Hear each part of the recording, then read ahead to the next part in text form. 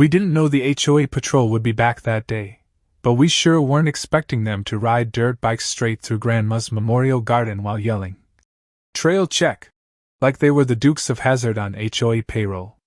Grandpa didn't say a word when they roared past, just lowered his sweet tea, stood up from his chair, and stared at the crushed marigolds like they were old war buddies who'd just been shot in cold blood. I swear I saw his left eye twitch, a twitch that meant something very bad was about to happen to someone very dumb. That morning had started out calm. Birds chirped. The old rooster gave his off-key crow from the fence post. Grandpa and I were up early, tending to the rows of green beans, okra, and tomatoes. The garden was sacred around here, not just because of the food but because it sat on the same patch of land Grandma had loved more than anything. When she passed, Grandpa planted her favorite flowers, marigolds, snapdragons, and forget-me-nots, along the garden's edge. He didn't build a fancy memorial or anything. Said the flowers were more honest. Said if anyone disrespected that dirt, they were asking for a rural-style reckoning. I didn't quite understand what he meant until the HOA boys came tearing through the garden like it was their personal motocross course. Twin dirt bikes, loud as sin, popped into the yard from the rear path behind the apple trees. The riders wore matching windbreakers with HOA Patrol, Authorized Trail Access, stitched on the backs like some kind of low-budget enforcement squad. They didn't slow down. They didn't announce themselves. They didn't even try to avoid the vegetables. It was like they'd deliberately chosen to flatten the squash, terrorize the chickens, and do a victory loop right over the watermelon patch. I dropped the hoe I was using and just stood there stunned. Grandpa didn't even blink. He stared at the destroyed garden, then slowly looked toward the fence where the trail met our land. That twitch in his eye started up. Then came the slow, chilling smile. Karen Dunstable showed up not long after, striding down the gravel driveway like she owned the entire zip code. Her pearl earrings bounced with every step, her clipboard tucked under one arm like it held the Constitution. She barely looked at the damage, just waved her perfectly manicured hand and said the patrol was performing essential trail inspection. Something about a new drainage extension the HOA had voted on. I reminded her, rather politely, that we weren't technically part of the HOA anymore, not since the 2019 border adjustment, when the previous president misread the map. She waved me off like I was a mosquito. Grandpa remained silent, arms crossed, leaning on his rake like it was a bayonet. When I asked if the HOA planned to reimburse us for the damages, she scoffed and handed Grandpa a violation notice for unauthorized natural fencing. Apparently, the little row of decorative rocks lining the trail counted as an obstacle. She said something about how we'd hear from the HOA legal team if we interfered with patrol operations again. Then she turned and left, not even pretending to care that her patrol had turned our beans into salsa. That night, after supper, Grandpa didn't go to bed early like he usually did. Instead, he disappeared under the porch with a flashlight, and came back dragging a military footlocker I'd never seen before. It was dented green, and covered in faded stickers from places like Saigon and Hanoi. He popped it open with a rusty crowbar, and inside were coils of barbed wire, metal stakes, camouflage netting, and a battered notebook filled with hand-drawn diagrams. I felt like I'd stepped into a scene from an old war movie, except this was real, and Grandpa was dead serious. "They want a trail," he said calmly, flipping through the notebook like it was a cookbook. "Well, we'll give him a trail. A special one. Designed by the 3rd Infantry's most ornery engineer." I stared at him, unsure if he was joking or not. But then he pulled out a coil of wire, set it on the workbench, and began measuring it with precision. Not once did he raise his voice. Not once did he curse. But the gleam in his eyes told me that vengeance, country vengeance, was already in motion. Over the next 2 days, we built it. We waited until night to do the installations, moving like ghosts through the grass with shovels, pliers, and measuring tape. Grandpa laid a trail of traps so well hidden even a fox would get confused.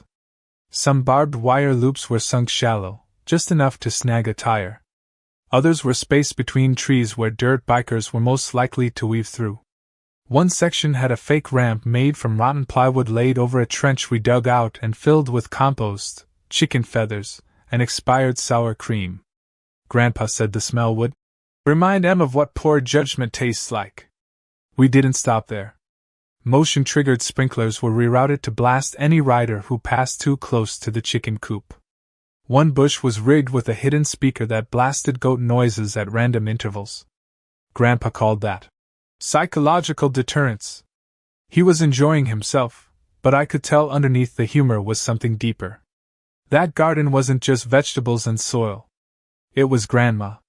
It was memory. And the fact that someone would tear through it without remorse, that made it personal. The whole time, Karen kept doubling down. We overheard at the feed store that she was planning an enhanced patrol next week with more riders.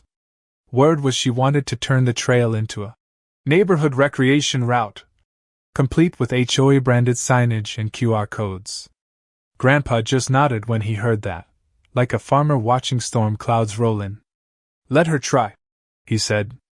Let her send every last one of them. I've still got wire left. By the third night, everything was in place. The traps were set, the bait trail was clearly visible, and even the chickens had stopped flinching at the sound of zippers and wire cutters. We sat on the porch, Grandpa with his tea, me with a camera rigged to the motion sensors we placed on the trail entrance. He looked over at me and said quietly, "Reckon tomorrow's gonna be a rough ride for somebody."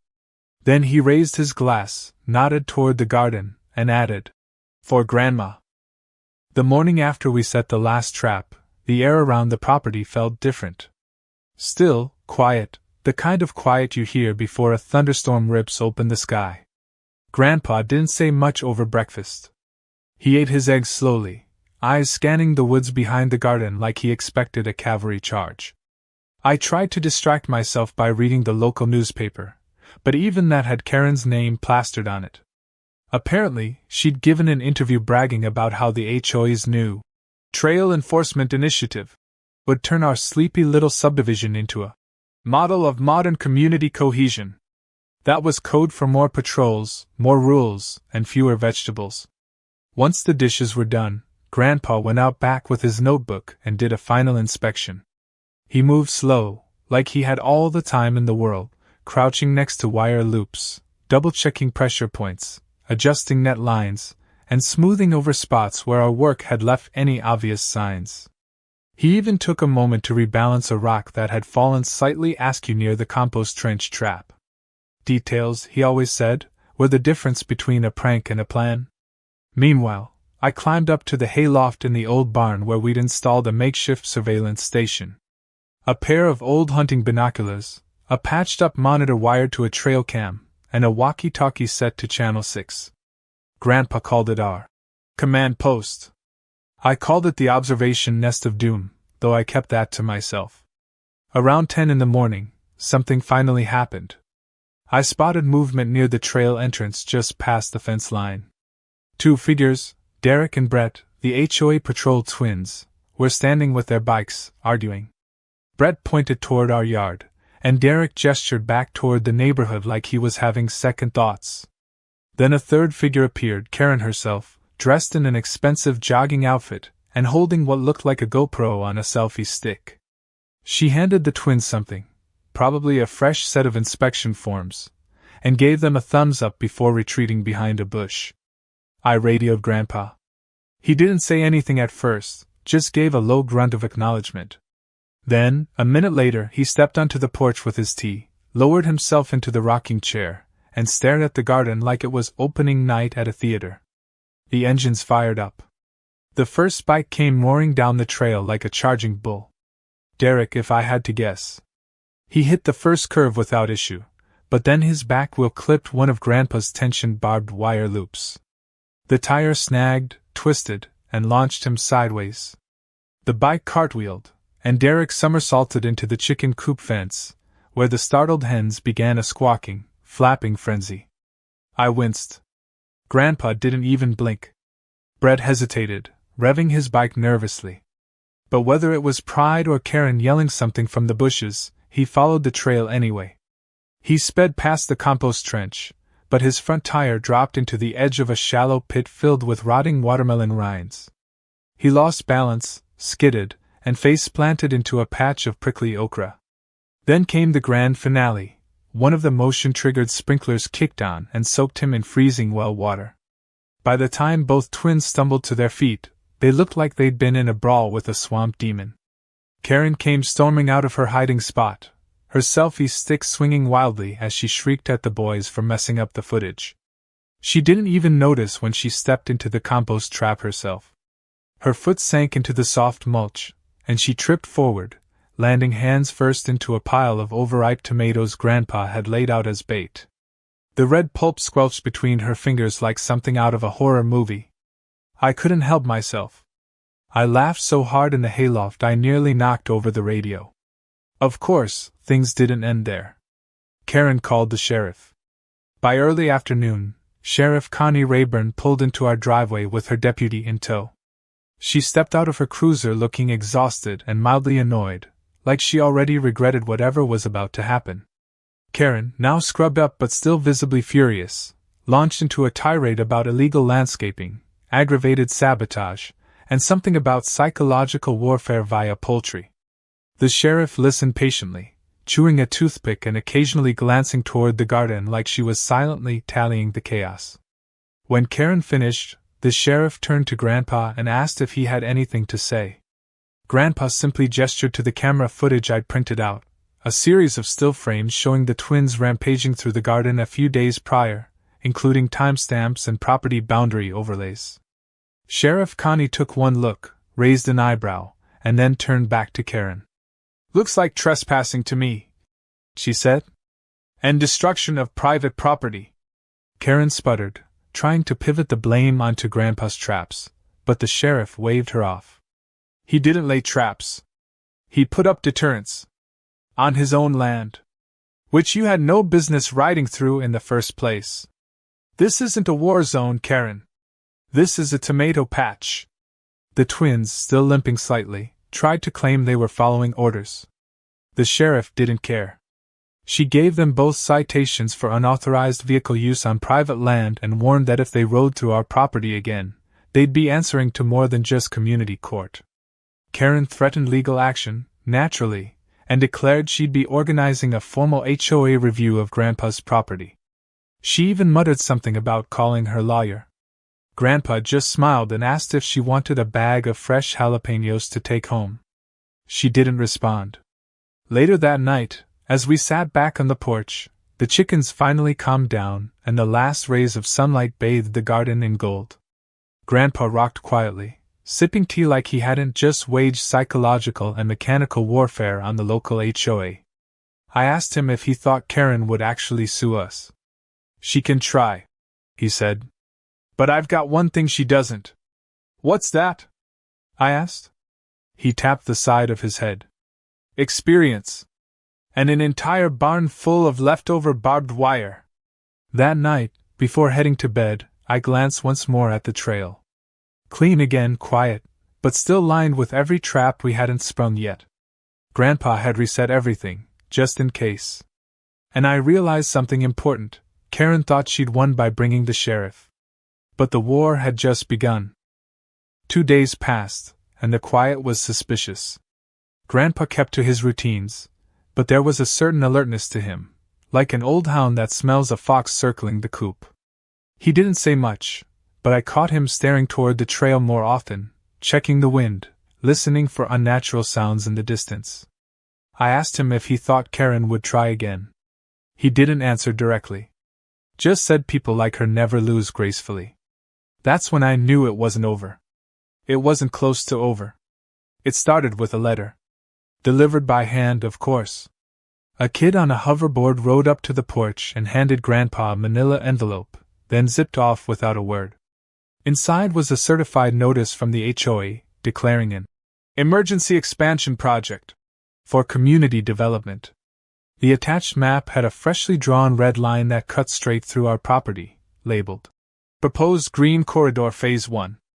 According to the document, the HOA claimed eminent domain over a 30-foot wide path through our backyard, all in the name of increasing neighborhood connectivity and outdoor recreation. Grandpa studied the papers for a full 10 minutes without saying a word, then folded them neatly and tucked them under the leg of his rocking chair to keep it from wobbling. That afternoon, the HOA hosted a pop-up community meeting in the cul-de-sac near the main road. Karen stood at a collapsible podium with a bright pink banner that read, "Reclaiming Our Trails, the Future of Fairville." A small crowd had gathered, mostly bored retirees and folks looking for the free lemonade. Grandpa and I stood near the back. She launched into a speech about progress, environmental consciousness, and unifying the neighborhood. But the tone was different this time. Her voice was tighter, more urgent, like someone rushing through a sales pitch before the buyer notices the fine print. Then she dropped the hammer. Starting next week, she said, the HOA would be expanding the trail system to reach all corners of the community. Patrol teams would conduct enforcement checks, and non-cooperative landowners would be cited and subject to administrative correction. I didn't even know what that meant, but it sounded like something you'd hear in a sci-fi prison movie. Karen's gaze swept the crowd, then locked onto us. She smiled. Not politely. The kind of smile a snake makes right before it strikes. Grandpa didn't speak at the meeting. He didn't challenge her. He didn't even roll his eyes. But later that night, after the sun went down and the fireflies came out, he handed me a small stack of old documents from a box in the attic. Land surveys. Property lines. Deed records. He pointed to a specific sheet and said, "This here's the line they're pretending doesn't exist. We're going to remind them." Then he added, as casually as someone reading a grocery list, "Time to bring out the net traps." Over the next 2 nights, the backyard transformed into something halfway between a county fair setup and a guerrilla stronghold. Grandpa installed a series of overlapping tripwires, pressure-activated wire loops, and a net trap suspended between 2 trees, just high enough to catch a biker midair if they tried to jump the path. He even fashioned a low-lying log ramp that looked like it led to a shortcut but actually ended in a muddy pit filled with expired fertilizer and molasses. It was, he said, designed for maximum humiliation, not injury. He wanted to embarrass them, not bury them. At least not yet. Just before dawn on the 3rd day, the hum of engines returned. 6 bikes this time. Matching uniforms. Matching helmets. One even had a drone hovering above, probably filming the operation, for some twisted HOA marketing campaign. They lined up at the trailhead like they were about to storm Normandy. Karen wasn't with them, but her voice crackled over their walkie-talkies. I recognized the shrill tone instantly. "Trail Team Alpha, you are cleared for route enforcement. Repeat, you are cleared." They didn't even hesitate. The first 2 sped forward and immediately triggered the wire loops. One got his tire yanked sideways and was flung off the bike into a patch of thorny berry bushes. The second hit the low ramp, launched into the air, and then vanished into the net trap. He dangled there like a fish caught in a hammock, flailing and cursing. The next rider swerved around the chaos and hit the pit, molasses, fertilizer, and all. The splash was monumental. The last 3 hesitated, but Karen's voice screeched through the radio again, demanding compliance. 2 of them peeled off and drove straight into a false detour Grandpa had set up, one that led to a wall of hay bales soaked in goat pee. The final rider turned back. Sheriff Connie showed up before the patrol team had even finished limping out of the mess. She wasn't smiling this time. In fact, she looked mad. Not at us. At Karen. The drone operator had called in an emergency interference incident, and Connie had arrived expecting sabotage. What she found was a group of grown men tangled in netting, coated in molasses, one of them swearing about hornets, and a perfectly calm old man sitting on his porch with a cup of tea and a weathered deed. Grandpa handed the sheriff a copy of the land record showing our property lines, the real ones, with the county seal. She took it, read it carefully, then looked at the patrol crew, then back at Grandpa. "You're within your rights," she said. "More than I can say for them." Karen arrived shortly after, hair curled and makeup done like she'd just come from a press conference. She started talking fast, legal jargon, procedural nonsense, trying to spin the story before it got out of hand. But the sheriff cut her off. "Your trail crew just trespassed on private land again. This time with a drone and false maps. You're done." Karen's mouth opened and closed like she was trying to swallow her own excuses. She tried blaming the patrol team, claiming miscommunication, but one of the riders was already spilling everything to the deputy, about the orders, about the rehearsals, about the new HOA, Trail Authority, Karen had created without a vote. She had made herself judge, jury, and trail overlord.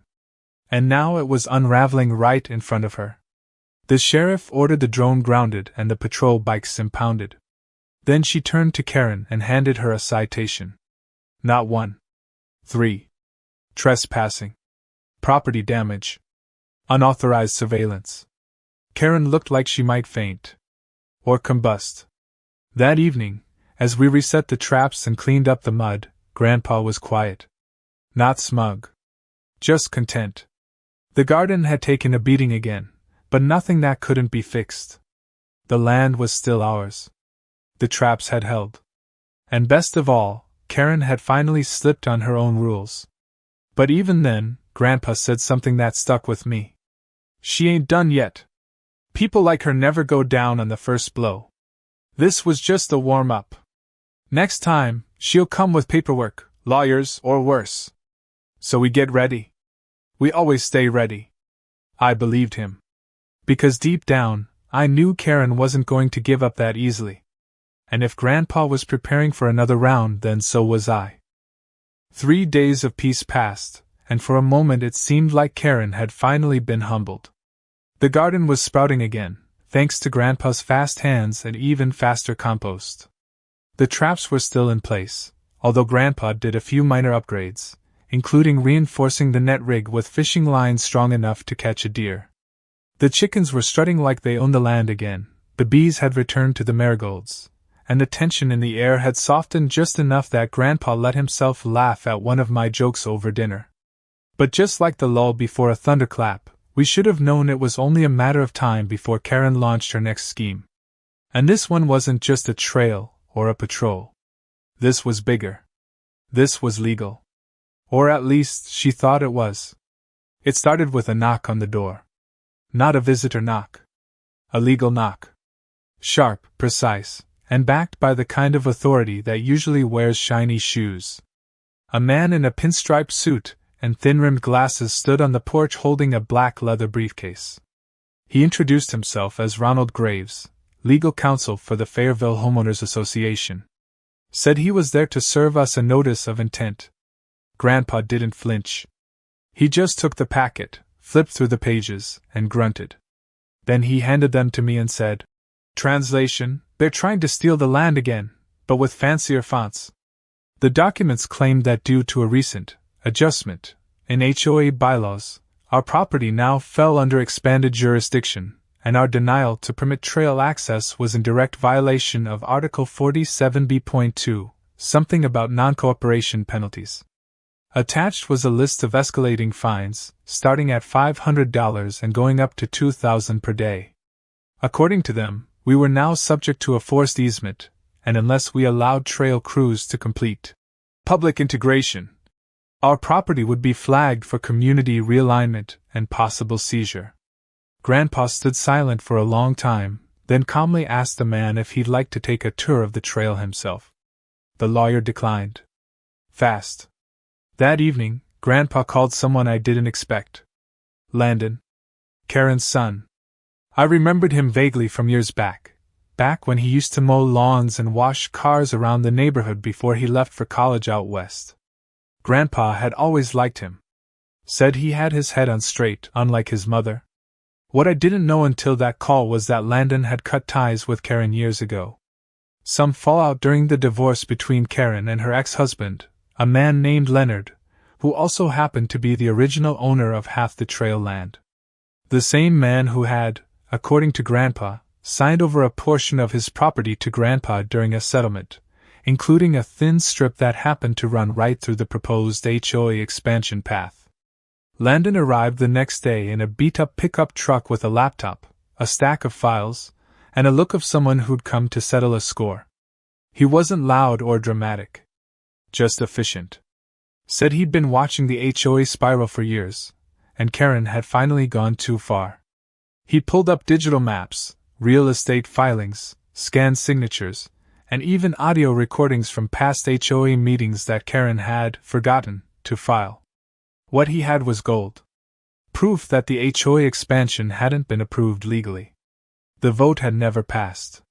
Karen had forged the minutes and used a proxy system that was, in Landon's words, about as legitimate as monopoly money. We didn't celebrate yet. Instead, Grandpa and Landon got to work. They drafted a cease and desist letter backed with real legal pressure. Landon contacted the county office and flagged the HOA's false filings. He even emailed the local newspaper, hinting at a brewing scandal involving HOA funds being diverted to private trail incentives, which was just a nice way of saying Karen had used HOA money to buy drone gear, dirt bikes, and matching windbreakers. Grandpa chuckled for a full minute straight when he heard that. But before anything official could land, Karen struck again. This time, in person. She marched into our yard around noon, flanked by 2 new patrol members dressed like tactical mall cops. She carried a folder and walked like she was headed into a courtroom instead of a vegetable patch. She declared that due to non-compliance and legal obstruction, she was initiating the HOA's emergency intervention clause. She stepped forward and drove a little plastic sign into the ground that read, HOA Development Zone, no unauthorized entry. Grandpa stood up, walked over, and yanked it right back out without a word. Karen smirked. You think this is over because you got my son involved? Grandpa looked her dead in the eyes and said, No. I think it's over because the truth doesn't need permission to surface. She lunged for the sign, but that's when one of the chickens, the mean one we called Sergeant Beak, launched from the coop and latched onto Karen's ankle with a screech. Karen screamed, flailed, and stumbled into the corner of the compost trench. Her foot sank into something soft and unpleasant. She gagged, slipped, and ended up flat on her back, arms flailing in the air, covered in dirt, feathers, and last month's lettuce scraps.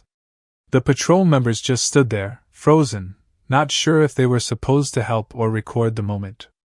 Landon stepped forward. You're done, Mom. You know that, right? This isn't just about a trail anymore.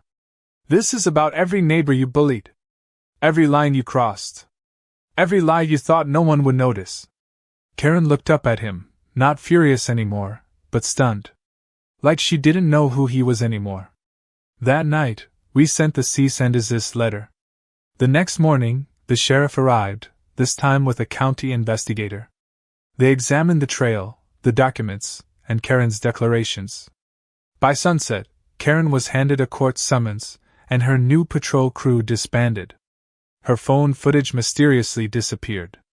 The signs were removed. And the legal threat fizzled before it ever caught flame. But Grandpa wasn't finished.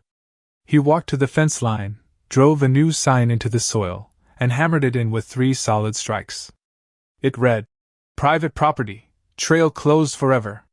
He leaned on the post, looked at me, and said, Now that, my boy, is a line she can't cross. Not anymore. And for the first time in weeks, I believed him.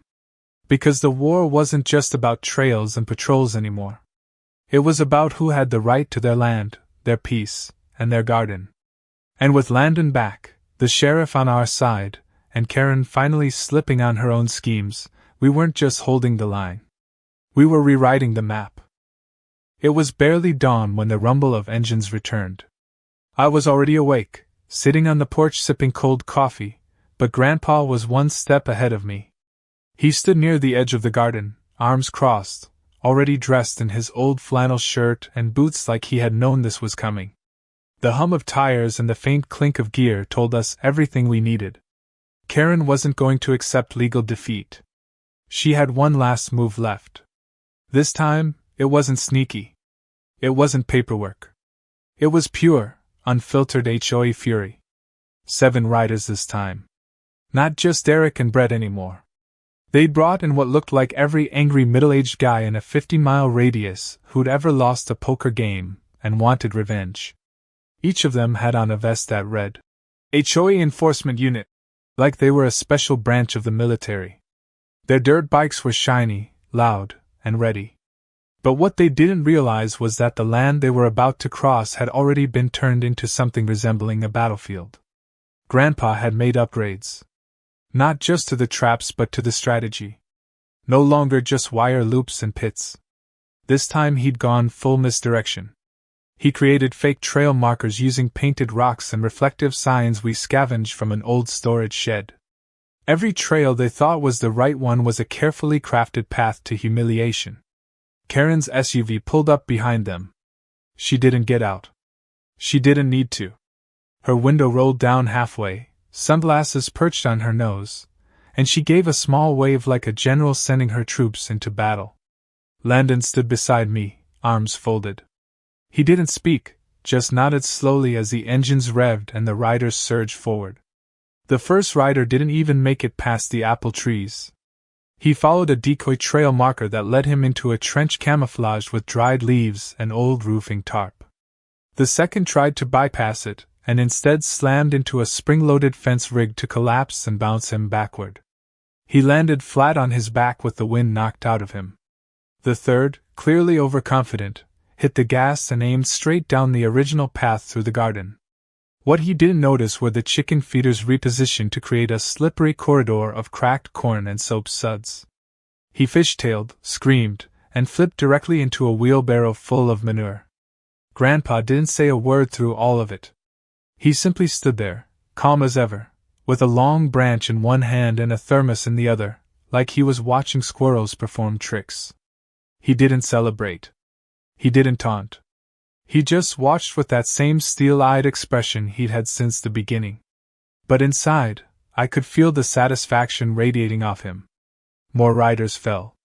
One got caught in the upgraded net trap that now triggered a minor stink bomb when activated. Another swerved off a fake trail and rode straight into a circle of lawn sprinklers reprogrammed to rotate in reverse, hitting him in the face with bursts of cold water and dye from Grandpa's old wood-stained bucket. It was purple. Very purple. One bike got snagged in a tire trap we'd buried the week before and had to be carried out by hand. Karen finally got out of the SUV when it became obvious her little army wasn't winning. She shouted something about calling in county development inspectors, screamed about community negligence, and demanded Grandpa be arrested for endangering public access agents.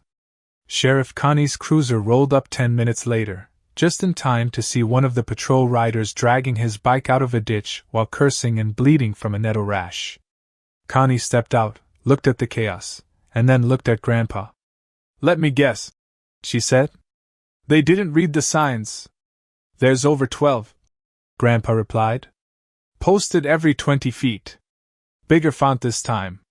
Karen marched right up to Connie, waving a crumpled document, and yelling about HOA sovereignty, community rights, and a clause in the bylaws about temporary authority during trail expansion emergencies.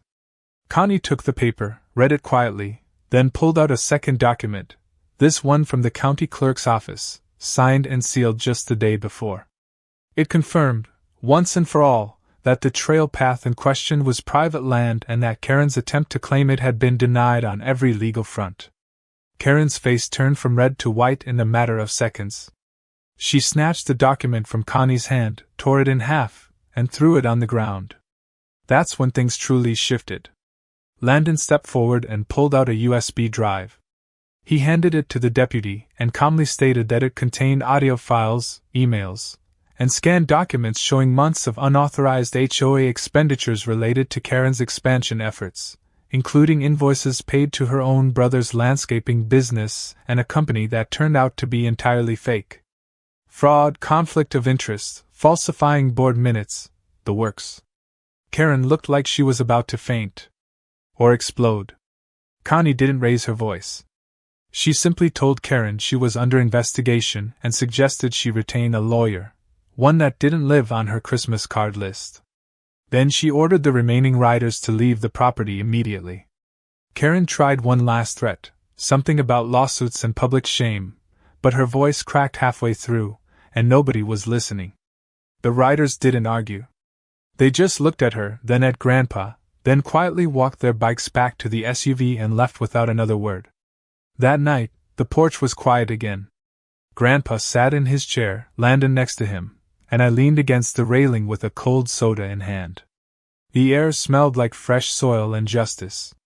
The traps had done their job, but so had the truth. Karen's empire of bylaws and intimidation had finally crumbled, not because someone shouted her down, but because someone stood their ground with patience, logic, and the occasional chicken ambush. Landon was making plans to run for HOA president.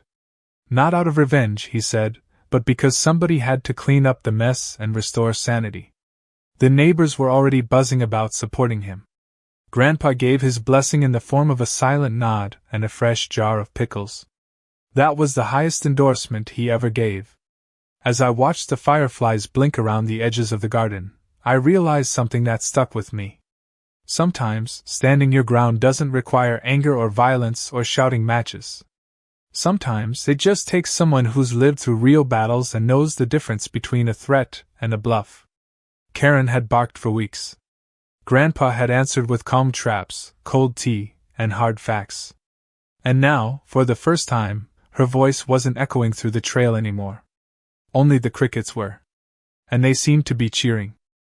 The morning after the final patrol fiasco, something felt different in the air. Not just quieter, not just calmer, peaceful, in a way that hadn't existed since the first time those dirt bikes tore through the marigolds. Grandpa stepped out onto the porch with his thermos and leaned against the rail, surveying the garden like a general surveying a battlefield that had finally gone still. The squash vines were recovering, the beans were already climbing again, and the chickens were back to pecking in their favorite dust circles. For once, everything looked as it should. But beneath that calm surface was something deeper. Not just relief. Resolution. Word traveled fast in our town, and the tale of Karen's failed last stand became local legend overnight. By the end of the week, half the neighborhood was whispering about the barbed wire trail, the flying chicken ambush, and the purple-stained dirt biker who swore off HOA patrol forever. Even folks who had never taken sides suddenly had strong opinions. Some claimed Karen had lost her mind chasing trail supremacy. Others laughed and said it was bound to happen sooner or later. But one thing was clear, people weren't scared of her anymore. The shine had worn off. The power had cracked. And nobody was in the mood to put her back together again. Landon officially submitted his candidacy to take over as president of the HOA. The moment he did, support came rushing in like floodwater. Residents who hadn't attended meetings in years began volunteering for committees. People pulled out old records, receipts, and photos that confirmed what we already knew. Karen's reign had been built on fear and fiction. It turned out she'd been citing outdated codes, bending neighborhood lines, and collecting dues for services that never happened. The HOA wasn't just a bureaucracy. Under Karen's thumb, it had become a racket. Grandpa didn't go to the first town hall meeting that followed. Said he had nothing left to prove and even less to listen to. But he gave Landon a small leather folder filled with notes and maps, the same ones he used to plan the traps. He told him, "If you're going to lead, don't just stop the wrong. Build something better." Landon nodded like he understood exactly what that meant. I think he did. Karen, on the other hand, was nowhere to be seen. After the sheriff opened the investigation, she'd gone quiet. Her SUV stayed parked in the driveway, curtains drawn tight, no patrol bikes in sight. Rumor had it she tried to rally support, but no one showed up to her emergency meeting. No one answered her calls. Even her closest allies had either resigned from the HOA or gone mysteriously silent. "That's how it always happens," Grandpa said. "People follow bullies until they fall. Then they disappear like they never knew them." The county officially ruled in our favor by the end of the week. Our land was confirmed as private and untouchable. Any trails, signs, or barriers set up by the HOA were to be removed, and the board was ordered to issue a formal written apology, not just to us, but to every homeowner affected by Karen's decisions. Grandpa read that letter twice, chuckled softly, and used it to line the bottom of the chicken coop. He said forgiveness was important, but chickens needed something to stand on. A few days later, something strange happened. Karen came back. Not in a patrol SUV. Not with a lawyer or clipboard. She walked up our gravel drive alone, wearing a plain shirt and jeans, no makeup, no pearls, no sunglasses. For a moment I thought Grandpa might send her packing with nothing but a glare. But he didn't. He waited until she reached the porch and stood there awkwardly, like she didn't know how to speak without shouting. She apologized. Not loudly. Not dramatically. Just simply. She admitted she'd pushed too far, let control get to her head, and made things personal that never should have been. She didn't ask for forgiveness. Just said she needed to say it out loud. Then she looked at the garden, the edge where the marigolds were finally blooming again, and nodded like she understood what it meant now. Grandpa didn't say much in return. Just gave her a long look, then offered her a glass of tea. She took it, sipped quietly, and left without saying another word. We never saw her again after that. Weeks rolled by, and the garden thrived. Landon was elected HOA president in a landslide, and his first act was to dissolve the patrol unit entirely. No more dirt bikes. No more fake trail expansions. The trail that caused all the trouble was officially removed from future HOA planning, and the map was redrawn using the actual property lines. The town even renamed the disputed section of the path Grandpa's Bend, a quiet nod to the man who turned defense into legacy. Neighbors started visiting more. People who'd been too afraid to speak up under Karen's watch now came by with pie, tools, stories, and gratitude. Someone donated a new bench for the garden in Grandma's memory. Someone else planted a row of lavender along the edge. It wasn't just Grandpa's garden anymore. It had become something larger. A place people came to sit, remember, and breathe. A symbol of what could happen when you stood your ground, not with fists, but with grit. One afternoon, Grandpa and I sat on that new bench, watching the butterflies dance between the flowers. He looked out over the land, the repaired fences, the flourishing rows, and said, "She thought she could scare us into giving up what's ours. But what she didn't get is, out here, the land isn't just property. It's history. It's memory. It's who we are." I nodded, thinking about all we'd been through. About the traps, the laughter, the legal nonsense, the chicken ambushes, and the neighbors who finally remembered how to stand up for each other. Then he added, "Next time someone comes through that trail with bad intentions, maybe we won't need traps. Maybe they'll remember what happened last time and think twice." I laughed. "And if they don't?" He grinned, leaned back, and said, "Well, there's always more barbed wire in the barn." The sun dipped low behind the trees, casting a golden light over the garden. The marigolds shimmered like fire in the wind. And for the first time in a long while, there was nothing left to prepare for. No more battles. No more dirt bikes. Just peace. Earned, fought for, and planted with every seed of stubborn, quiet resistance Grandpa had cultivated his whole life. And that's how the trail war ended. Not with a bang. Not with a lawsuit. But with a garden still standing and a legend of the old man who turned barbed wire into a boundary no one dared cross again.